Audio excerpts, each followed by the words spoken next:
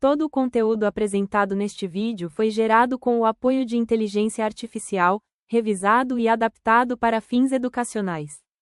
Olá, bem-vindos a mais um Deep Dive. Hoje vamos direto ao ponto. A estrutura das frases em português. Sabe, parece básico, mas um material que a gente analisou mostra que dominar isso, a organização sintática, é meio que o segredo para a clareza e para usar a pontuação certinha. A nossa missão aqui é bem clara. Entender os blocos das orações, os tais termos, sacar como a ordem deles, direta ou inversa, muda tudo, e principalmente como a vírgula sinaliza essa estrutura toda. É um mapa rápido para não cair naqueles erros comuns, né? Exatamente. E olha, não é só para escrever, viu? Saber ler essa estrutura na frase é fundamental para pegar textos mais complicados. Tipo artigos técnicos, normas, até documentos oficiais.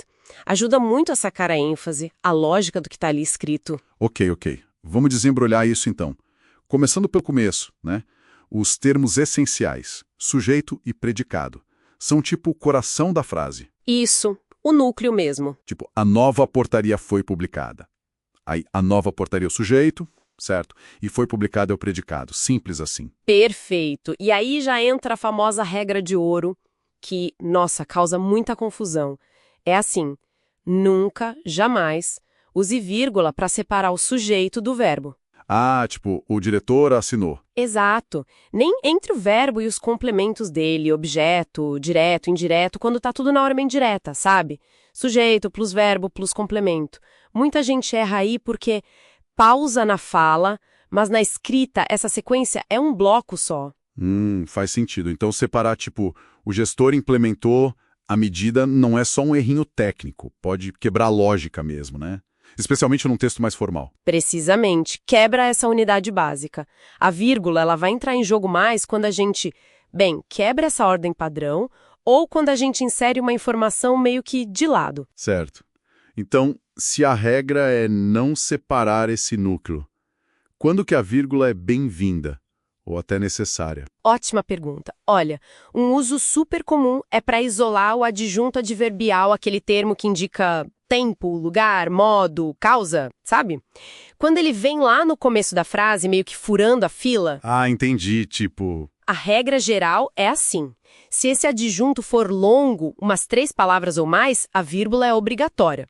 Por exemplo, com base no parecer técnico, a decisão foi mantida. Viu? Com base no parecer técnico, vírgula. Tá. Longo, obrigatória.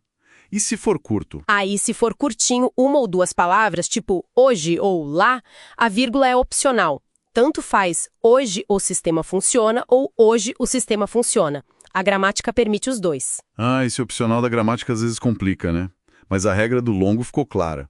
Que mais? Onde mais a vírgula entra? Outro ponto-chave é para isolar termos que dão uma explicação extra, sabe? Que não são essenciais para a gente saber de quem ou do que se está falando. Pensa no aposto. O diretor responsável pela área aprovou. Esse responsável pela área explica quem é o diretor, mas eu poderia tirar e a frase ainda faria sentido. Entendi. É uma informação a mais. Isso. Ou vocativo, que é quando a gente chama alguém. Prezados usuários, o sistema está instável. E também naquelas orações que explicam algo sobre um termo anterior, as adjetivas explicativas. A lei, que entrou em vigor ontem, precisa de regulamentação. As vírgulas mostram que essa informação sobre a lei, que entrou em vigor ontem, é adicional. Ah, sim. É diferente de dizer a lei que entrou em vigor ontem sem vírgulas. Aí seria aquela lei específica, né? Não uma lei qualquer. Exatamente. Sem vírgulas, a oração restringe, limita qual é a lei. Com vírgulas, só explica algo sobre a lei que já está definida. Ah, e claro, a vírgula separa itens numa lista. Precisamos de planejamento, execução e controle. Certo. E também isola orações que indicam circunstância, tempo, condição, causa, quando elas vêm antes da oração principal. Tipo, se o orçamento for aprovado, iniciaremos o projeto. A condição veio antes, então, vírgula. E tudo isso amarra com aquela ideia de ordem direta versus inversa, né? A ordem direta, sujeito, verbo, complemento, adjunto adverbial lá no fim, tende a ser mais clara e geralmente dispensa essas vírgulas internas aí. Perfeito, é a ordem que a gente prefere para ter clareza, especialmente em textos formais, técnicos. Segue a regra de ouro, sem sustos. Já a ordem inversa, quando a gente tira os termos do lugar normal, serve para dar ênfase, né? Para destacar alguma coisa. Isso.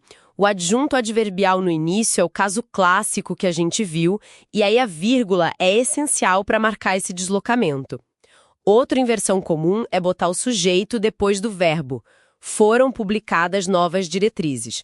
Mas atenção, mesmo invertido assim, nada de vírgula entre o verbo foram publicadas e o sujeito novas diretrizes, tá? Entendido. Sem vírgula entre verbo e sujeito, não importa a ordem. Exato.